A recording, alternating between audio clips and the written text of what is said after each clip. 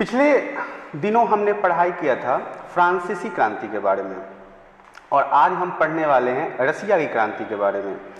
देखिए, ऐसा है कि फ्रांसीसी क्रांति का रेवोल्यूशन सबसे पहला था, मतलब कि क्रांति की शुरुआत हमारे फ्रांस से हुई थी। इसी के बाद अब जो हमारा दूसरा अध्याय आता है वो है हमारा रसियन क्रांति। तो रसिया की क्रांति के बारे में पढ़ने से पहले उसका जो पहला टॉपिक है उसके ऊपर ध्यान देते हैं, वो है हमारा सामाजिक परिवर्तन के युग।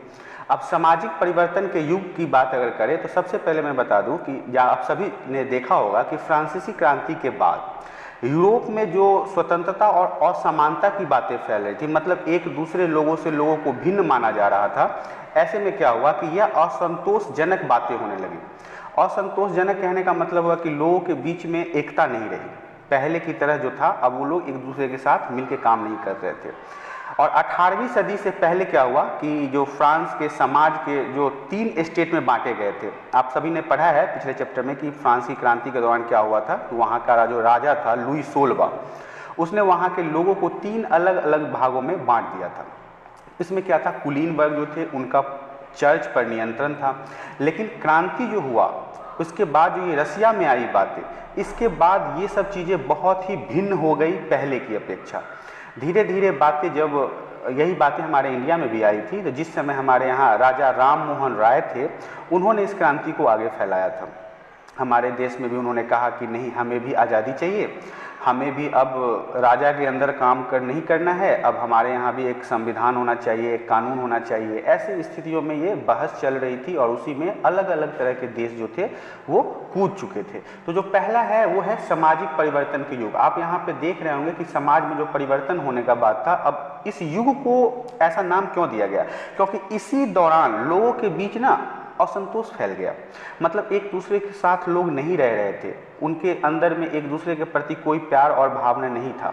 इसीलिए क्या हुआ कि अब धीरे धीरे एक खेमा बन गया। खेमा का मतलब है एक ग्रुप बन गया जिस पे सभी की अलग अलग राय थी। खेमा बनने का मतलब है कि लोगों के अंदर जो था एकजुटता नहीं थी, लोग एक दूसरे से भिन्न हो गए थे और जितने भी लोग थे उन सभी का जो मान्यता था वो एक दूसरे से बिल्कुल अलग था। कोई भी एक दूसरे की बात मानने के लिए बिल्कुल तैयार ही नहीं था। इसी तरह से हमारे जो पहला टॉपिक है सामाजिक परिवर्तन का युग, इसके नाम दिया गया है कि यह समाज में हो रहे परिवर्तन के बारे में है। तो आइए हम इसके अगले टॉपिक की तरफ देखते हैं। अगला टॉपिक जो है वो कहता है उदारवादी, रेडिकल और रूढ़िवादी। ये तीनों जो है वो बहुत ही इंपॉर्टेंट है अपने में, उदारवादी, रेडिकल और रूढ़िवादी, क्योंकि इस पूरे चैप्टर की जो रीड है ना वो यही है। मतलब पूरा चैप्टर जो है इसी पे टिका हुआ है। यह एक प्रकार का सोच है, इंसान के दिमाग की उपज है। अब उदारवाद के बारे में बात करते हैं। उदारवाद एक विचारधारा है, एक सोच है जिसके अंतर्गत मनुष्यों को विवेकशील प्राणी मानते हुए बनाया गया। मतलब ऐसा माना जाता है उदारवादी लोगों को कि मनुष्य जो है एक सोचने समझने वाला व्यक्ति है, जिसके अंदर यह समझ है कि क्या उसके लिए अच्छा है, क्या उसके लिए बुरा है। और इसीलिए ऐसे सोच समझदार वाले व्यक्ति को उदारवाद में रखा गया है।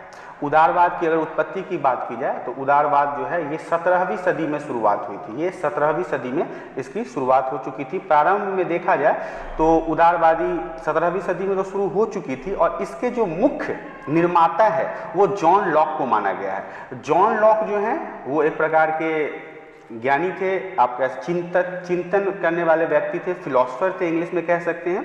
तो जॉन लॉक को उदारवादी का जनक माना गया है। अब दूसरी बात कर लेते हैं रेडिकल की। तो रेडिकल एक ऐसा समूह था जो यह मानता था कि प्रोटेस्ट करना बहुत जरूरी है, मतलब हड़ताल, दंगे, ऐसे चीज़ों में यह विश्वास रखता था। उनका मानना था कि जो हमारे हक में नहीं है, जो हम नहीं समझ पाते हैं, उनके लिए हमें सरकार के खिलाफ प्रोटेस्ट करना चाहिए, नारेबाजी करना चाहिए, धरना देना चाहिए।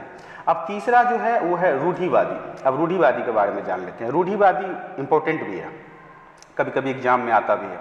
तो रूढ़िवादी समाज जो थे वो ऐसा मानते थे कि उनके पारंपरिक, वो अपनी संस्कृतियों में ज़्यादा विश्वास रखते थे। उनका मानना था कि जो हमारे संस्कार है, जो हमारी संस्कृति है, उन चीज़ों को ही हम आगे अग्रसर करेंगे। जो उनके रीति रिवाज हैं उनके ऊपर वो काम करना ज़्यादा पसंद करते थे। उनका मानना था कि आप समाज में बदलाव, तो हालांकि समाज के बदलाव के लिए प्रेरित थे, लेकिन उनका कहना था कि जो हमारे संस्कृति है उसके साथ कोई छेड़छाड़ नहीं किया जाना चाहिए, जैसा चल रहा है वैसा ही चलने दो, अगर बदलाव भी हो रहा है तो सब चीज़ धीरे धीरे होगा। ऐसे नहीं कि हमारी संस्कृति को उलट पलट दो, नैतिक मान्यताओं को खत्म कर दो, चित्रकला से संबंधित चीज़ों को खत्म कर दो, हमारी व्यवस्था को अलग कर दो, ऐसा नहीं है। तो ये था उदारवादी, रेडिकल और रूढ़िवादी। आइए हम अगले टॉपिक की तरफ देखते हैं, औद्योगिक समाज और सामाजिक परिवर्तन। अब औद्योगिक समाज और सामाजिक परिवर्तन के बारे में जानना जरूरी है। औद्योगिकरण क्या है?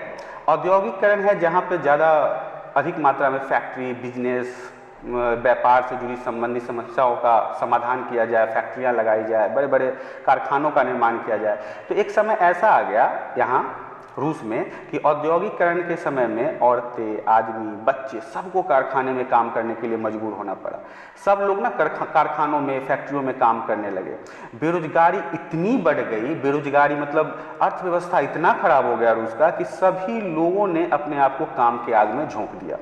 इसके अलावा शहर में मतलब जो जनसंख्या थी वो बहुत तेज़ी से बढ़ रही थी, इसलिए शहर में आवास बहुत तेज़ी से बनाए जा रहे थे, घर बहुत तेज़ी से बनाए जा रहे थे और इसलिए इन्हें और मुश्किल होता जा रहा था। वहीं पे उदारवादी और रेडिकल दोनों ने इस समस्या का समाधान खोजने का बीड़ा उठाया, कहा कि ठीक है चलो अब ऐसी समस्या आ गई है तो अब हम ये औद्योगिकरण जो हो रहा है जिसके कारण लोगों के भोजन पे दिक्कत हो रहा है, लोगों को काम करने में दिक्कत हो रहा है, लोगों की अर्थव्यवस्था खराब हो रही है, इस कारण से उन्होंने कहा कि अब हम इसके समस्या का समाधान ढूंढेंगे।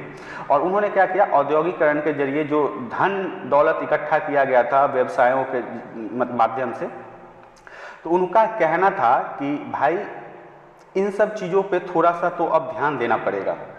जो नागरिक पढ़े लिखे थे इस व्यवस्था का भरपूर लाभ उठा रहे थे, मतलब जो उसमें ज्ञानी लोग थे, जो किसी भी तरह का स्किल्स था उनके पास, वो लोग तो इन सब चीज़ों का फायदा उठा रहे थे। लेकिन अब जो लोग जन्मजात से मिलने वाले विशेष का अधिकार था, जो कुछ लोगों को, जैसे फ्रांस की क्रांति में आप लोगों को याद होगा कि कुछ लोगों को ना जन्मजात अधिकार मिल गए थे, जो पहले वर्ग के थे, दूसरे वर्ग के थे, उसके विरुद्ध थे ये लोग। इन लोगों का कहना था कि सबको रोजगार मिलना चाहिए, जिसके पास पूंजी है उसे बिना रोक टोक के काम करने का मौका दिया जा रहा है। समाज तरक्की कर सकता है ऐसे में, मतलब कि जो अगर काम आगे बढ़ेगा तो समाज के लिए तरक्की की बात होगी। तो ये सारी जो समस्या थी इन्हीं सब की चीज़ों के बीच, औद्योगिकरण के बीच, मतलब सारे लोग पिस गए थे बिल्कुल बुरी तरह से। उनके पास न काम था, न रोजगार था, न वो अपने परिवार को आगे बढ़ा पा रहे थे। इस समस्या का समाधान करने के लिए जो उदारवादी थे और ये दूसरे वाले थे, मतलब रूढ़िवादी को छोड़ के, रूढ़िवादी वाले तो सीधे अपने संस्कृति परंपराओं में विश्वास रखते थे, इन लोगों ने कहा कि नहीं, हम इसकी समस्या का समाधान करेंगे। आगे चलते हैं, देखते हैं कि आगे क्या हुआ। आगे है हमारा यूरोप में साम्राज्यवाद का आना। सारी समस्याओं का समाधान होने के लिए जितना लोग आगे बढ़ रहे थे उतने ये लोग समस्याओं में घिरते भी जा रहे थे। अब मैं आपको बता दूं कि समाजवाद का आना, समाजवादी निजी संपत्ति के विरोधी थे। अगर हमारे पास बहुत सारा संपत्ति है, धन दौलत है, तो समाजवादी लोग जितने भी थे जो इन परंपराओं को मानते थे, ऐसे सोच रखने वाले लोग थे, उनका कहना था कि नहीं, ये तो बिल्कुल सही नहीं है, ऐसे में समस्या और बढ़ जाएगी। उनका मानना था कि आप निजी संपत्ति के स्वामित्व सही नहीं होते हैं, मतलब जिनके पास बहुत सारा निजी संपत्ति है वो हमेशा एक दूसरे को परेशान ही कर सकते हैं, इसलिए वो इस सब चीज़ों के बहुत ही ज़्यादा सख्त विरोधी थे। उनका तर्क था कि बहुत सारे लोगों के पास संपत्ति जो है उसे दूसरों के रोजगार के लिए दिया जाए, क्योंकि एक ही आदमी के पास यदि सारी संपत्ति पड़ी रहेगी तो वो दूसरे को रोजगार नहीं दे पाएगा और अमीर आदमी अमीर बनता चला जाएगा और गरीब आदमी और भी गरीब हो जाएगा।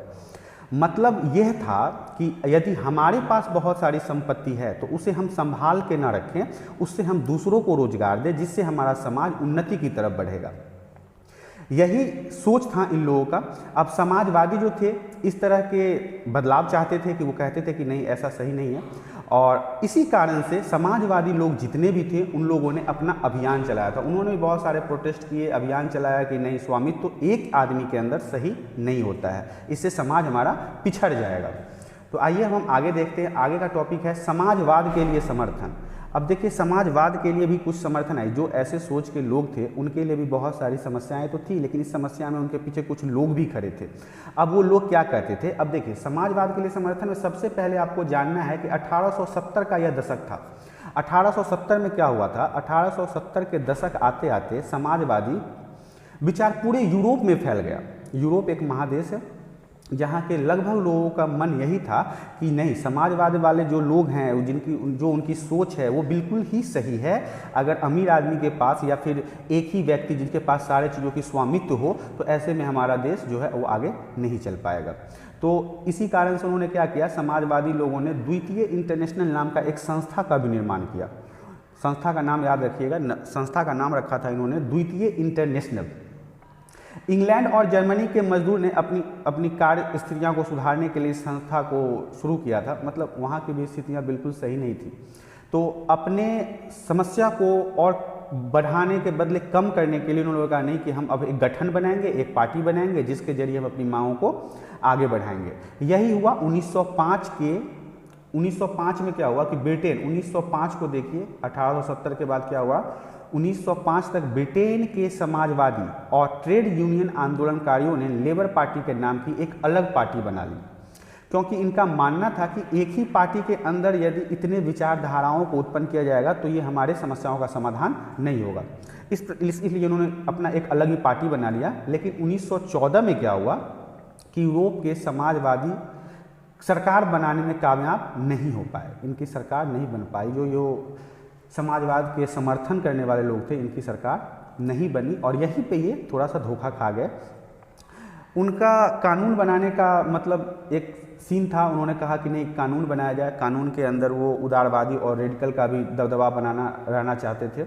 लेकिन 1914 में जो हुई बात, इससे ये हार गए। लेकिन ये हार एक बहुत ही बड़े क्रांति का निर्माण कर देगी, ऐसा किसी ने नहीं सोचा था। आगे चल के क्या हुआ कि हमारी शुरू हो गई रूस की क्रांति, जो पूरे चैप्टर का बेस है रूस की क्रांति, हम उसको देखेंगे। अब रूस की क्रांति की शुरुआत करते हैं। तो सबसे पहले मैं बता दूं कि यूरोप के सबसे जो पिछड़े औद्योगिक देश में से एक रूस के समीकरण का एकदम से उलट पुलट हो गया। सबसे जो पिछड़ा औद्योगिक देश में था रूस, मतलब यहाँ की बिल्कुल औद्योगिकरण जो थी वो बिल्कुल ही खराब थी। तो इसमें एक नया उतार चढ़ाव आया। 1917 में क्या हुआ कि 1917 की बात अगर की गई है तो मैं आपको बता दूं कि 1917 में ही अक्टूबर क्रांति भी हुई थी। ये हम आगे पढ़ेंगे, लेकिन अभी हम देख लेते हैं कि 1917 में आखिर क्या हुआ। तो 1917 में अक्टूबर क्रांति हुई, जिसके बाद रूस की सत्ता पर समाजवादियों ने कब्जा कर लिया। मतलब वही सोच के लोग जिनका मानना था कि एक व्यक्ति के पास यदि स्वामित्व रहेगा तो हमारा देश कभी भी, हमारा समाज कभी भी आगे की तरफ नहीं बढ़ पाएगा। तो उन्होंने क्या किया, अक्टूबर क्रांति के बाद पूरे सत्ता पर अपना अधिकार कर लिया और इसी 1917 में राजशाही को भी अंत कर दिया गया। मतलब राजा के अंदर जो भी चीज़ें थी उसे ख़त्म कर दिया गया। अब बात आई कि अब ये सत्ता को संभालेगा कौन, तो नाम उभर के आया जार निकोलस द्वितीय। ये चैप्टर में आप ये अक्सर सुनने को मिला होगा कि जार निकोलस द्वितीय कौन था। तो जार निकोलस द्वितीय ने ये सत्ता को संभाला और मास्को जो जगह था उसके आसपास पड़ने वाले जितने भी जगह थे, जैसे कि नाम मैं बता दूं, पहला था Finland, Latvia, Lithuania, Estonia and Poland, Ukraine और बेलारूस। ये कुछ ऐसे ही नाम है, अगर थोड़ी सी गलती हो गई तो आप देख लेना, बोलने में थोड़ा सा अब इंग्लिश नेम ना थोड़ा सा दिक्कत होता ही है। तो ये कुछ देश थे जो प्रशांत महासागर के पास फैला हुआ था। तो इन सभी पे रूस और ये जो जार निकोलस थे, इन्होंने अपने आधिपत्य को जमाया। लेकिन एक बात यहाँ पे जानने वाली ये है कि ये जितने भी जगह थे ये मुसलमान बहुलित लोग थे। मतलब यहाँ पे ज़्यादातर लोग मुसलमान धर्म को मानने वाले थे। तो अब रूस की क्रांति के बाद आगे चलते हैं कि आगे इसमें क्या हुआ। आगे हुआ अर्थव्यवस्था और समाज के बारे में हमें पढ़ना है। अर्थव्यवस्था और समाज को भी जानना जरूरी है, क्योंकि इकोनॉमिकल सिस्टम रूस का क्या था वो हमें यहीं से जानने को मिलेगा। तो मैं आपको बता दूं कि जो अर्थव्यवस्था थी वो 20वीं सदी से शुरू हुई थी। रूस के बारे में ये 20वीं सदी से हुआ। आबादी, यहाँ के जितने भी आबादी थे, इसका एक बहुत बड़ा हिस्सेदारी जो था वो खेती बाड़ी से बिलोंग करता था। मतलब उनकी जो रहन सहन था वो खेती पर निर्भर करता था। तो रूसी साम्राज्य के लगभग 85% जनता जितने थे उनका जो जीवन यापन चलता था वो खेती पर चलता था। इस चीज़ को ध्यान रखिएगा, 85% पीपल आर डिपेंडिंग ऑन खेती बाड़ी। तो यहाँ पे आपको एक चीज़ देखना है कि जो 100% जनता थी उसमें से 85% सिर्फ और सिर्फ खेती पर निर्भर करता था। ऐसे में क्या हुआ कि रूसी साम्राज्य के किसान अपनी ज़रूरतों के साथ साथ बाजार के लिए भी पैदावार करते थे। स्वाभाविक सी बात है, खेती जो है वो गांव वाले इलाकों में ज़्यादा होती है, लेकिन शहर वाले इलाके के लोगों का पेट भरने का भी काम कौन करता है? किसान ही करता है। तो अब 85% लोग तो किसान थे, मतलब कि शहर में बहुत सारे कम लोग थे। तो ऐसे में क्या हुआ कि 1890 के समय में, 1890 के समय में अब ये समीकरण फिर से बदलता हुआ नजर आया। यहाँ पे क्या हुआ कि रूस के रेल नेटवर्क को चलाया जाना था, मतलब रूस के अंदर ना रेल की पटरी बिठानी जानी थी। उसी समय रूसी उद्योगों में विदेशी निवेश का भी आगमन हुआ, मतलब बाहर के लोग ना रूस में इन्वेस्ट करना शुरू किए, जिससे उनकी स्थिति थोड़ी सी सुधर जाए। लेकिन 1900 तक कुछ इलाकों में कारखानों की संख्या बहुत लगभग बराबर हो चुकी थी। जितने किसान थे, जितने लोग थे, उतने ही कारखाने हो गए। अब इससे भी दिक्कत हो गई कि कारखाना ही अगर ये ज़्यादा हो जाए और काम करने वाले लोग कम हो जाएं तो ऐसे में काम कैसे चलेगा। आगे देखते हैं, आगे है रूस में समाजवाद। समाजवाद एक सोच है जो कि मैंने आपको पहले ही बताया है। तो रूस में जो समाजवाद है वो शुरुआत यहाँ पे 1914 से इसका शुरुआत हुआ। सबसे पहले मैं आपको बता दूं कि 1914 में पहले रूस के सभी राजनीतिक पार्टियां गैर कानूनी थी। इससे पहले जितनी भी इसके अंदर पॉलिटिकल पार्टी थी कंट्रीज वाइज, वो सभी को गैर कानूनी माना जाता था। यहीं पे आता है कार्ल मार्क्स की बात। कार्ल मार्क्स जो थे वो समाजवादी विचार के थे। 1998 में उन्होंने रेसियन सोगन डेमोक्रेटिक वर्क्स पार्टी मतलब कि रूसी सामाजिक लोकतांत्रिक श्रमिक पार्टी का गठन किया था। 1898 में उन्होंने अपने पार्टी का निर्माण किया था। अब देखिए ऐसा है कि कार्ल मार्क्स भी बहुत अच्छे विचारधारा के लोग थे। वो भी समाजवाद जैसे चीज़ों को मानते थे। उनका मानना था कि नहीं, सही बात है कि एक ही लोगों के पास यदि सारी संपत्ति रहेगी तो समाज का विकास कभी भी नहीं होगा। इसी कारण से उन्होंने इसको आगे बढ़ाया और आगे बढ़ाने के लिए उन्हें लगा कि नहीं, हमारे पास एक पार्टी होनी चाहिए। पार्टी के अंदर हम मिलकर यदि काम करें तो इन समस्याओं का समाधान किया जा सकता है। तो जितने भी स्वाभाविक रूप से समाजवादी भावना वाले लोग थे, इसमें उनका बहुत बड़ा योगदान रहा। उन्होंने इसमें बढ़ चढ़ कर हिस्सा लिया। क्रांति के नेतृत्व करने के लिए रूस के साथ साथ बाकी और भी बहुत सारे देश भी आए जो समाजवादी देश बनना चाहते थे। लेकिन 19वीं सदी के आखिरी में रूस के ग्रामीण इलाकों में समाजवादी काफ़ी सक्रिय थे। हालांकि ये पार्टी बहुत दिन से चल रही थी, लेकिन 1900 में अचानक से ये 19वीं सदी में लोग आके जब बहुत ज़्यादा अपने आप को दिखाना शुरू कर दिए कि नहीं, अब इस चीज़ों में बढ़ चढ़ कर भाग लेना है। इस पार्टी के किसानों ने क्या किया, अधिकारों के लिए बहुत ज़्यादा संघर्ष किया और मांग की कि हम जैसे सामंतों को की खेती दी जाए, मतलब फसल उगाने की छूट दी जाए, क्योंकि इससे पहले वो बड़े बड़े किसानों के अंदर काम करते थे। आइए हम आगे देखते हैं 1905 की क्रांति, 1905 की क्रांति। 1905 की क्रांति इतिहास के सीने पर एक बहुत बड़ा मुहर लगा गया। कैसे? तो आपको पता है कि रूस एक निरंकुश राजशाही था, जहाँ पे राजा का चलता था, राजा जो चाहता था वो करता था। इसके साथ साथ 20वीं सदी के शुरुआत में भी राजा जो था जार निकोलस, वो संसद के अधीन नहीं था।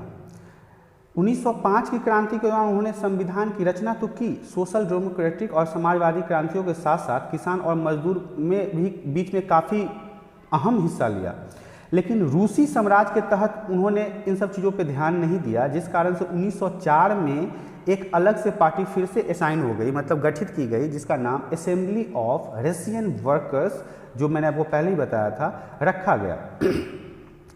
इसमें क्या हुआ कि बहुत सारे लोगों को ना नौकरी से हटा दिया गया, उनके कामों से हटा दिया गया। मजदूरों ने इसी कारण से जंग छेड़ने का ऐलान कर दिया। उन्होंने कहा कि नहीं, ऐसे कैसे किसी को काम से हटा दिया जा सकता है, और इसी कारण से वो बहुत परेशान हो गए। और अगले ही कुछ दिनों के भीतर सेंट पीटर्सबर्ग में लगभग 11 लाख से ज़्यादा मजदूर एक काम से हटा दिए गए, मतलब उन्हें अपने काम से हटा दिया गया, उनकी सैलरी कम कर दी गई।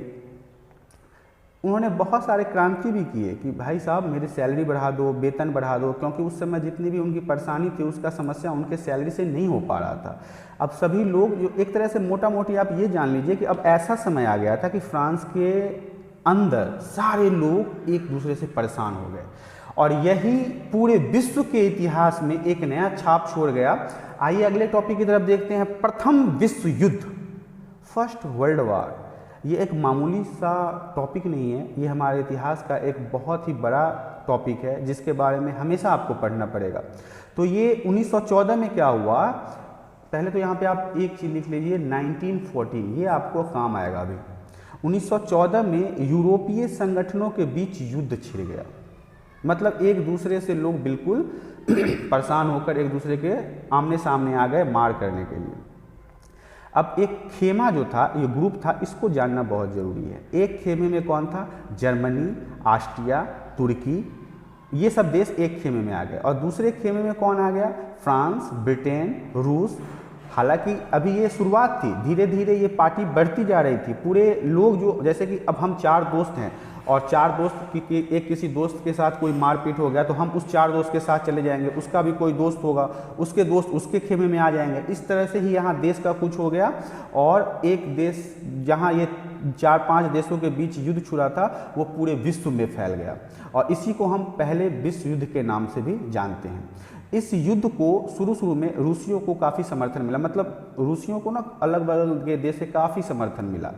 जनता जो थी वो जार निकोलस द्वितीय का साथ दे रही थी, लेकिन जैसे जैसे युद्ध लंबा खिंचता गया, बहुत दिनों तक युद्ध चला था, तो जार को ड्यूमा में मौजूद जितने भी लोग थे उनसे थोड़ी सी साथ को कम होने लगा, मतलब उनको साथ पहले से अपेक्षा अब कम होने लगा। प्रथम विश्व युद्ध के पूर्वी मोर्चों पर चल रही लड़ाई में और दक्षिणी मोर्चे के ऊपर चल रही लड़ाई में काफ़ी खाइयाँ थी, मतलब एक दूसरे के बीच में काफ़ी अंतराल था, लोग एक दूसरे के बीच में मतलब बहुत सारी कमियां देखने को मिल रही थी। जबकि यही एक समस्या थी उसमें कि सेना की पराजय ने रूसियों का मनोबल तोड़ दिया था।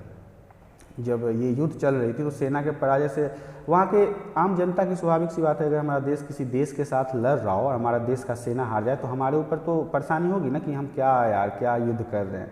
तो यही हो गया कुछ। 1917 तक 70 लाख लोग मारे जा चुके थे। ये प्रथम विश्व युद्ध को आप हल्के में नहीं लीजिएगा, 1970 तक 70 लाख लोग इस युद्ध के कारण मारे जा चुके थे।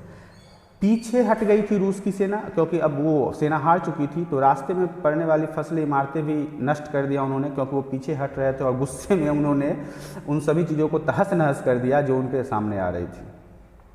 सेना वहाँ टिक नहीं सकी और मतलब यही समझिए कि रूस के लगभग 30 लाख लोग जो थे अपने देश छोड़ के शरणार्थी हो गए। मतलब ये युद्ध जो था बिल्कुल ही पॉजिटिव रिजल्ट नहीं लाया, किसी के लिए भी नहीं, न प्रथम खेमे के लिए, न दूसरे खेमे के लिए, और न ही विश्व के लिए, और न आज के विश्व के इतिहास के लिए। मतलब ये बुरी तरह से इसमें काफ़ी सारे लोगों का जान गया, बहुत सारे लोग मारे गए। आइए आगे देखते हैं फरवरी की क्रांति। फरवरी की क्रांति भी बहुत महत्वपूर्ण है क्योंकि ये अक्सर यूपीएससी बीपीएससी की जगह पे पूछी जाती है सवाल इसके अंदर से। शुरुआत करते हैं 1917, 1917 की बात है। ये ऐसा लग रहा था उस समय कि 1917 में मतलब कि वहाँ के जो जनता ने अपने समाज का निर्माण किया, ये बड़े लोग और छोटे लोगों को देखते हुए किया था। इतनी बड़ी अंतर देखने को मिला एक लोग से दूसरे लोगों के बीच में। अब कैसे मैं बता रहा हूँ, अब देखिए सुनिए। मजदूरों का जो रहने का जगह था, कारखाने के लोगों का जो रहने का जगह था, वो नदी के तट के दाएं तरफ था। मतलब यहाँ पे सिर्फ गरीब लोग रहते थे, और जो वहीं पे बाएं तरफ की नदी के बाएं की तरफ की बात की जाए तो फैशनेबल इलाके, विंटर पैलेस और सरकारी इमारतें थे। मतलब उन सारे मतलब एक मनोरंजन करने के लिए, एक राजशाही जीवन जीने के लिए जितनी भी चीज़ें चाहिए वो नदी के बाएं तरफ, और दाएं तरफ क्या, गरीब लोगों का टूटा फूटा घर, बिना दाना पीना खाए हुए लोग। तो ऐसे में क्या हुआ, एक बड़ी खाई यहाँ पे देखने को मिली जिससे लोगों के बीच में असंतोष फैल गया और वो इसका विरोध करते गए, और इसी विरोध को हम फरवरी क्रांति के नाम से जानते हैं। देखिए, फरवरी क्रांति ही एक क्रांति नहीं था एकमात्र, यहाँ पे बहुत सारी क्रांति हुई। हमें तो ऐसा लगता है कि फ्रांस से ज़्यादा क्रांति रूस के साथ हुई। अब रूस के क्रांति में आगे हम देखते हैं अक्टूबर की क्रांति क्या है। अब देखिए क्या हुआ कि जैसे जैसे अंतिम सरकार ने इन सब चीज़ों को शुरू किया, तो इनका और जनता के बीच इनके टकराव भी बढ़ते गए। इसी बीच आता है नाम लेनिन का। लेनिन का नाम आप याद रखिएगा, यह भी एक फिलोसफर थे और इन्होंने भी अहम भूमिका निभाई थी रूस के क्रांति के दौरान।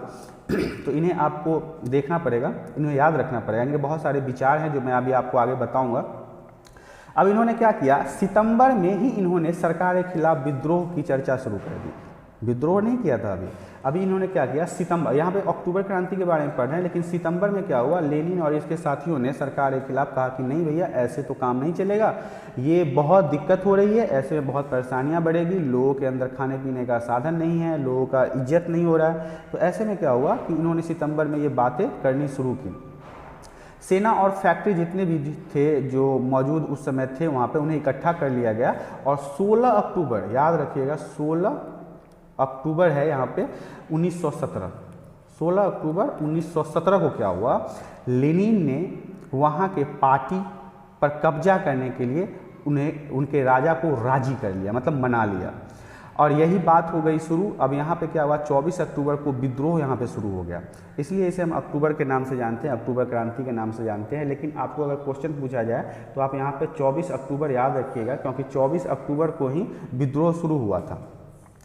वहाँ पे क्या हुआ कि अब वहाँ के संकट का समय आ गया, तो वहाँ के प्रधानमंत्री जो थे उन्होंने अपनी एक सेना को जोड़ने का ऐलान कर दिया, कहा कि हमारे सैनिकों को तैयार किया जाए, और सैनिकों ने अखबार के दफ्तरों पर घेरा डाल दिया, उनके जो अखबार जहाँ से प्रिंटिंग होती थी उन पर घेरा डाल दिया, टेलीफोन के जहाँ पे मेन टेलीफोन का वायर था, लाइन था, जहाँ से सारे कनेक्शन दिए जाते थे, वहाँ पे अपना हक जमा लिया। उस समय टेलीग्राफ भी चलता था, तो उनके ऑफिस पे भी अपना नियंत्रण कर लिया। इस प्रकार से अब एक तरह समझ लीजिए कि सरकारी जितनी भी साधन थी उन सब पर इन्होंने अपना कब्जा कर लिया, और इस तरह से उन्होंने, एक तरह से देखा जाए तो उनके राजा के मंत्रियों को भी गिरफ्तार कर लिया। उसी दिन क्या हुआ कि अरोरा नामक युद्धपोत था, एक युद्धपोत आप जानते हो कि पानी में लड़ाई करने के लिए इसका उपयोग किया जाता है, नेवी के पास होता है, तो इन पर इन्होंने बमबारी शुरू कर दी, मतलब बम फेंकना शुरू कर दिया। अन्य युद्धपोतों ने नेवा के रास्ते आगे बढ़ते हुए इन पे बमबारी किया, और क्रांतिकारी समिति का नियंत्रण में आ चुका था, वो जितने भी ये लोग थे जो इन्होंने कब्जा किया था उन्होंने उस पर भी नियंत्रण कर लिया, उस पर भी कब्जा कर लिया। इस तरह से आपने अक्टूबर क्रांति को देखा। अब हम आगे चलते हैं अब गृह युद्ध। गृह युद्ध नाम तो है युद्ध का, लेकिन ये युद्ध क्या होता है इसे आप एक बार जरूर से देखें। अब देखिए, जब बालसेविकों ने जमीन का पुनर्वितरण का आदेश दिया, मतलब अब उसे लगा कि हमारे यहाँ से सब कुछ जा रहा है, तो उसने क्या कहा कि अब मैं फिर से ज़मीन को दोबारा से बांटूंगा। इससे क्या हुआ कि सेना की टुकड़ियों में आपस में असंतोष फैल गया। असंतोष फैलने का कारण ये था कि आपको मैंने पहले ही बताया था कि 85% जो लोग थे वो कौन थे, किसान थे, फार्मर थे। अब जितने भी युद्ध में शामिल हुए थे वो सब भी फार्मर ही थे, लेकिन जब उन्होंने सुना कि नहीं भाई अब तो ये दोबारा ज़मीन देने के लिए तैयार है, तो वो उस टुकड़ियों से हटने लगे, टुकड़ी सेना को छोड़ कर जाने लगे, जिससे उनकी सेना कमज़ोर होती गई। लेकिन 1918 से 1919 की बात की जाए, 1918 से 1919 की बात की जाए तो यहाँ पे रूसी साम्राज्य के जितने भी ज़्यादातर हिस्से थे वो क्रांतिकारी और समर्थकों के ही नियंत्रण में था। मतलब जितने भी लोग इन्होंने अपने वार करके अपने कब्जे में लिया था ये सब उन्हीं के अंदर में था, और फ्रांसीसी, अमेरिका, ब्रिटिश और जापानी टुकड़ियां भी इनका समर्थन कर रही थी। ये सभी शक्तियां जो थी रूस में समाजवाद को फलते फूलते नहीं देखना चाहती थी, क्योंकि स्वाभाविक सी बात है, अगर एक देश में ऐसा अगर हो गया तो यही, जैसा कि अभी फ्रांस में हुआ था तभी तो रूस में भी आया, अब रूस का आगे भी बढ़ सकता था, इसलिए ये लोग उनके राजा को सपोर्ट कर रहा था कि भैया इन सब चीज़ को दबाओ। अब इसी कारण से क्या हुआ कि आपस में ही डकैती, भूखमरी के कारण लूटपाट, रेप, गैंगवार, खाना का लूटमार, ये सब होने लगा, जिससे गृह युद्ध के नाम से हम जानते हैं। आइए हम गृह युद्ध के आगे देखते हैं। आगे है हमारा समाजवादी समाज का निर्माण। समाजवादी सोच जो अभी तक जिसके ऊपर इतनी बातें चल रही थी, समाजवादी समाज के निर्माण की अगर बात की जाए तो अभी तक हम इन्हीं सब बातों के ऊपर चल रहे थे कि समाजवादी जो था एक सोच था। तो गृह युद्ध के दौरान क्या हुआ कि बालसेविकों ने उद्योगों और बैंक का राष्ट्रीयकरण करना जारी रखा। उन्होंने किसानों को उस ज़मीन पर खेती की छूट दे दी, जिसका समाजीकरण किया जा चुका था। जब्त किए गए खेतों का इस्तेमाल यह दिखाने के लिए दे दिया गया कि अब आप लोग इस पर खेती कर सकते हैं, जिससे उनके अंदर असंतोष ना फैले, और असंतोष नहीं फैलता तो इन्हें काफ़ी फायदा मिला।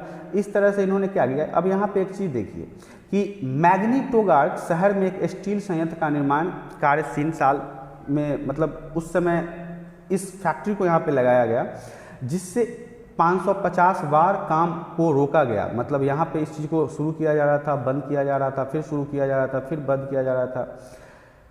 अब यहाँ पे आपको एक चीज़ बहुत आश्चर्य लगेगा कि रिहायशी क्वार्टरों में जाड़ों में शौचालय जाने के लिए 40 डिग्री कम तापमान पर लोग चौथी मंजिल से उतरकर सड़क पर दौड़ कर जाते थे। सोचिए कैसा मतलब समय था उस समय का। तो ये सब चीज़ें थी जो वहाँ पे मतलब लोगों के बीच में असंतोष फैला रही थी। तो इस प्रकार से आपने यहाँ पे रूसी क्रांति के विभिन्न हिस्सों को गौर से देखा और इसे जाना। लेकिन अब हम बात करते हैं रूसी क्रांति के कुछ उन महत्वपूर्ण बातों को जिन्हें जानना और भी ज़्यादा जरूरी है। सबसे पहले मैं आपको बता दूं कि ये क्रांति की शुरुआत कहाँ से हुई थी। ये क्रांति की शुरुआत हुई थी फ्रांस से, और फ्रांस का ही आग लगा हुआ आगे धीरे धीरे रूस में आ गया। अब रूस की क्रांति के अंदर क्या हुआ ये आप सभी ने अभी देखा। गृह युद्ध यही हुआ, अक्टूबर क्रांति यही हुआ।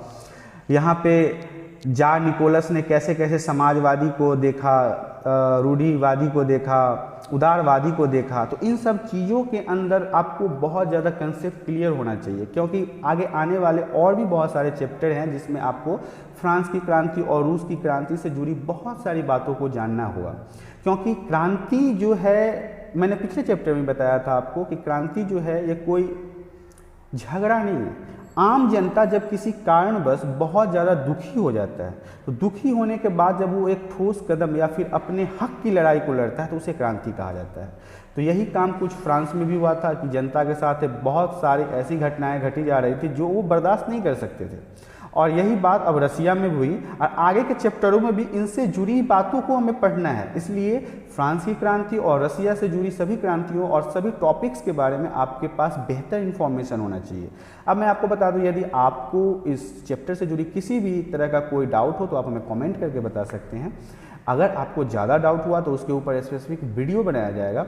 अगर आपको ये वीडियो पसंद आया तो लाइक और सब्सक्राइब जरूर करें। अभी हम आपको अब अगले वीडियो में मिलेंगे अगले चैप्टर में।